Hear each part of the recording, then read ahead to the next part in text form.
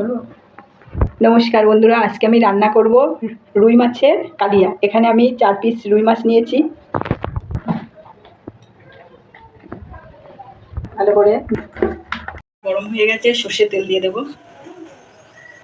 তেল গরম হয়ে গেছে বন্ধুরা, এবার আমি মাছ দিয়ে দেব। বন্ধুরা, আমি রুই মাছটা লাল লাল করে ভেজে নিয়েছি। এই তেলে আমি জিরে ফোড়ন দেবো, তেজপাতা দিয়ে দেবো, শুকনো লঙ্কা দিয়ে দেবো, পেঁয়াজ কুচি দিয়ে দেবো। পেঁয়াজটা আমি লাল লাল করে ভেজে নিয়েছি বন্ধুরা। এখানে আমি আদা আর রসুন বাটা দিয়ে দেবো, জিরে বাটা দিয়ে দেবো, 1 চামচ ধনে গুঁড়ো দিয়ে দেবো, 1 চামচ লঙ্কার গুঁড়ো দিয়ে দেবো, ভালো করে নাড়াচাড়া করে নেবো। গুঁড়ো দিয়ে দেবো, হলুদ গুঁড়ো দিয়ে দেবো, টমেটো বেটে রেখেছিলাম সেটা দিয়ে দেবো, স্বাদ মতো লবণ দিয়ে দেবো, দই ফাটিয়ে রেখেছিলাম সেটা দিয়ে দেবো।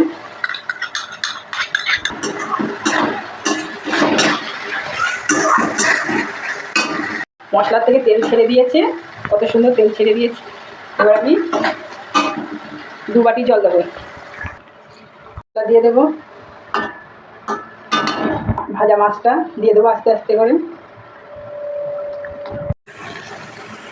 আমার রুই মাছের কালিয়াটা হয়ে গেছে বন্ধুরা, এবার আমি নামিয়ে নেব। দেখুন বন্ধুরা, কত সুন্দর কালার হয়েছে। আমার রুই মাছের কালিয়াটা রেডি হয়ে গেছে বন্ধুরা।